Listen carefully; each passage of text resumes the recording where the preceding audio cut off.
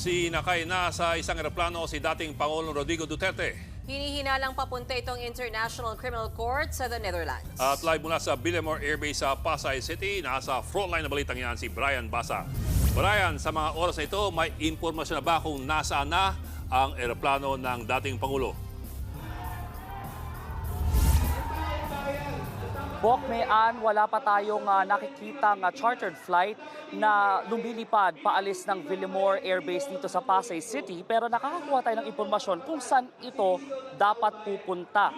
Mula sa NAIA, dadako muna ito sa Dubai sa UAE para sa stopover bago dumiretso sa The Hague sa Netherlands kung nasaan matatagpuan ang punong tanggapan ng International Criminal Court. Pero bakas sa mga huling post ng mga kaanak at kaalyado ng dating Pangulo na wala silang kaalam-alam kung saan dadalhin si Duterte.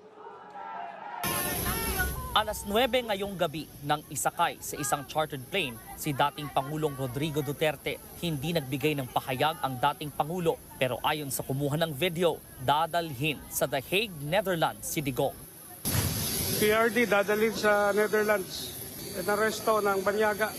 Kitang sumakay din ng naturang eroplano sina dating Executive Secretary Salvador Medialdea, PNP spokesperson Jean Fajardo at CIDG Chief Nicolas Torre III.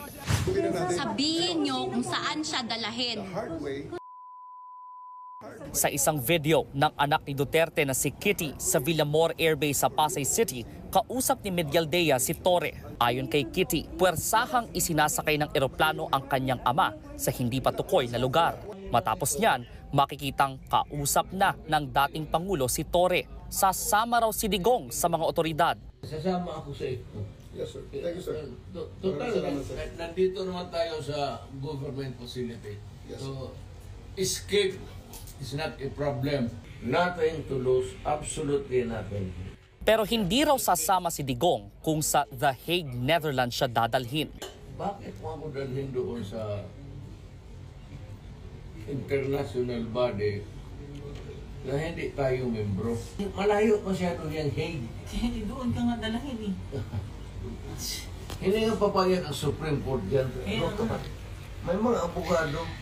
Ayon sa dating Pangulo, maituturing na kidnapping kung sa The Hague siya idederecho. Sa ginagawa raw sa kanya ngayon, may malamang pasaring si Digong kung sakaling tatakbong presidente ang anak niyang si VP Sara. May family, lalo na si Vice President.